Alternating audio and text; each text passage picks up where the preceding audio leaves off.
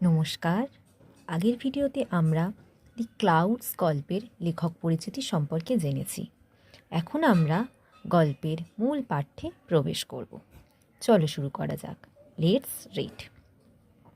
He wandered far in search of the clouds. এখানে wandered মানে ঘুরে ঘুরে বেরিয়েছিল। In search of the clouds মানে মেঘেদের খোঁজে, অর্থাৎ সে মেঘেদের খোঁজে দূরে ঘুরে ঘুরে বেরিয়েছিল। Down winding paths and Alice. Winding paths মানে আঁকাবাঁকা পথ, আর অ্যালাইস মানে সরু রাস্তা। সে সরু রাস্তা আঁকাবাঁকা পথ ধরে গিয়েছিল। Till he reached the old মাড house. যতক্ষণ না সে এক পুরানো মাটির কুটিরের কাছে পৌঁছেছিল। এখানে ওল্ড মাড হাউস মানে পুরানো মাটির কুটির, অর্থাৎ সে দূর দূরান্ত ঘুরতে লাগলো মেঘেদের খোঁজে, আঁকাবাঁকা পথ ধরে সরু রাস্তা ধরে। এইভাবে সে পৌঁছালো এক পুরানো মাটির কুটিরের কাছে।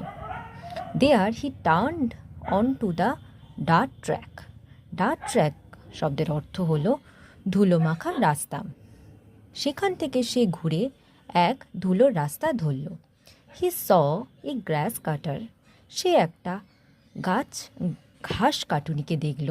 গ্রাস কাটার মানে ঘাস কাটুনি।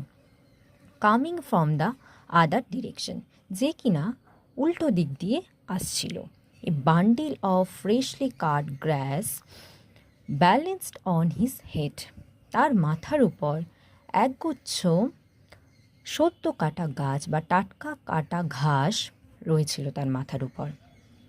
অর্থাৎ এর মানেটা এটাই হলো, সে দেখতে পেল উল্টো দিক দিয়ে একজন ঘাস কাটুনি আসছে, তার মাথার উপর ভারসাম্য রেখে চাপানো টাটকা কাটা ঘাসের এক বোঝা।